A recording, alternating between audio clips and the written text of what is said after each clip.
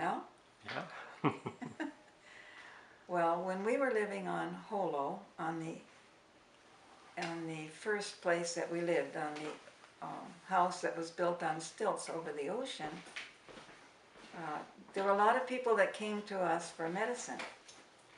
So one of the men that came one day, his name was Arupi, and he came from the interior of the island, and he was not barefoot like a lot of the people were. He wore old tennis shoes. And Arupi said, "Masakiting sikiko, my feet are sore."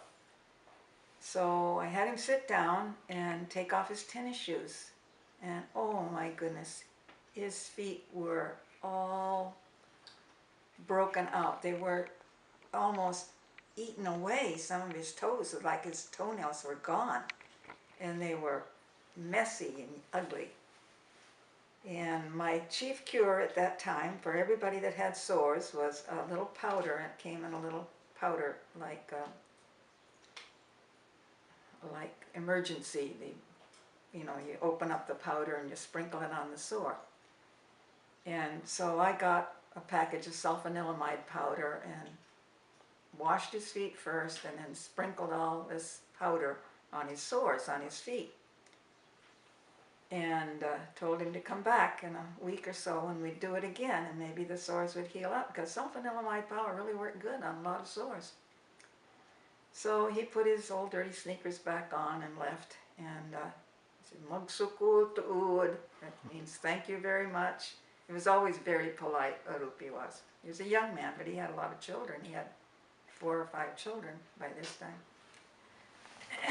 So another week went by, and here comes Arupi again, and I take his shoes off. He took his shoes off, and we wash them, and we put sulfanilamide. About the 3rd time he came, his feet were no better. I mean, they were worse, not better. And I said to Grandpa, I said to Seamer, I don't know what Arupi has. I think he must have leprosy or something like that. And then it hit me. Leprosy? There's a leprosarium on this island, across the island. There is people with leprosy on this island. So we talked about it, and Seema says, well, I'll take Arupi to town, and we'll have him tested to see if he has a leprosy. In the meantime, I'm going to the sink and washing my hands really good, thinking, oh man, life, I have been treating leprosy maybe. Anyhow, Seema took Arupi on his motorcycle across the island to the leprosarium. And guess what? He had leprosy. And usually what they had to do on the island was, if the person had leprosy, they had to come and live in town in the hospital for lepers called a leprosarium and stay there. They had to be separated from their family. So people who had leprosy didn't want to go. Even if they thought they might have leprosy, they didn't want to go because they'd be separated from their families.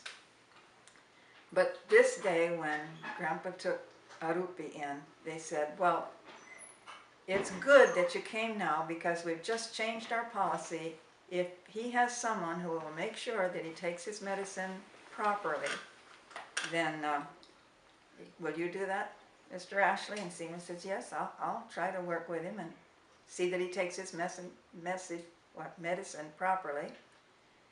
And so they gave him the medicine, and Grandpa took Arupi home, and he went back up to his house in the interior of the island. And Seema said, now next month you come, and I'll come up and get you, and we'll go again to get your next month's medicine.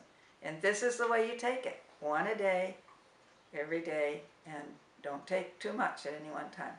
Arupi says, ho on, Mr. Ashley, ho on. Magsukul tuod, which means yes, yes, I'll do it. Thank you very much.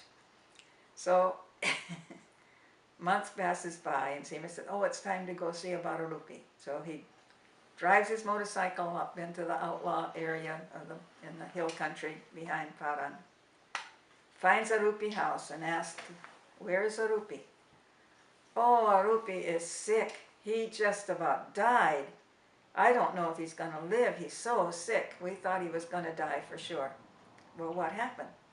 Well, he decided that if this medicine was good for leprosy, he'd take it all at once, and then he would be better.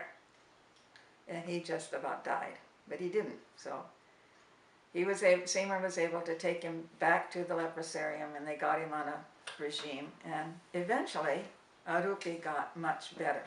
His leprosy got under control, and he was much, much better. Well, years passed. We got through living in Padang. We moved across the island. It must have been 10 years later. Arupi would come often to our house. Usually what he would ask for was worm medicine for his kids, because they lived out in the country and they didn't have any, what do you call it, casillas? Any place to use the bathroom except underneath the trees, and the kids would run barefoot and they would get worms. So anyhow, Arupi would often ask for worm medicine. Dihili ako ubat kalog, dihili ako ubat kalog. So I always give him worm medicine. And that was our friendship with Arupi. Well, when we moved across the island, some way or other, Arupi found out where we were living. And he came the whole distance from his mountain little house into town and out on the other side of the island to Quezon Beach. And he did that a couple times.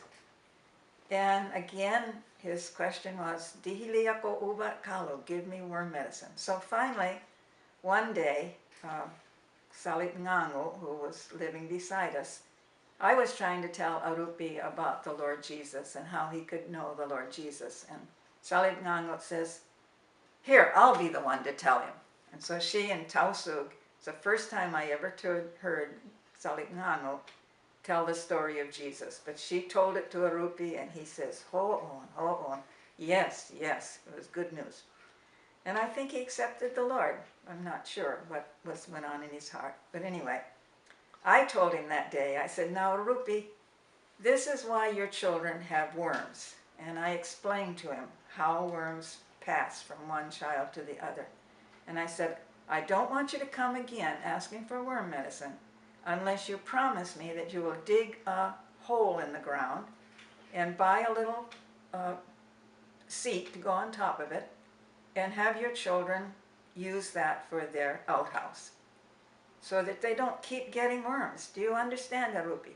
Ho on, I understand. Magsukul tu'ud. Thank you very much. I will do that. So, then guess what? That's when the fighting happened on Holo Beach.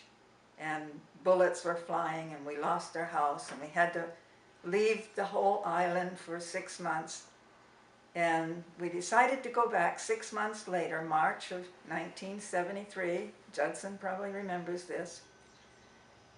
We went to live in the city of Holo, a different place now.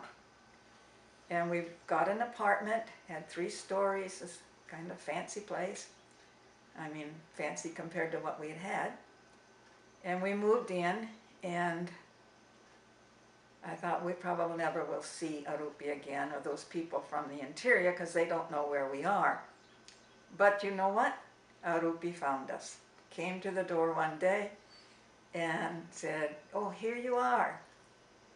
And I don't remember if he asked for worm medicine or not, but I asked him, I said, Arupi, did you dig the outhouse? Did you dig the hole in the ground and fix it? And he says, oh, yes, Mrs. Ashley. It's the best thing I ever did. When the airplanes came and started strafing the island and shooting down at our village, we all got in it, and it saved our lives. So that was the end of the Arupi story. We had to laugh. That was the last time we ever saw Arupi, but I hope to see him in heaven, because he loved to hear the story of Jesus and believed in him.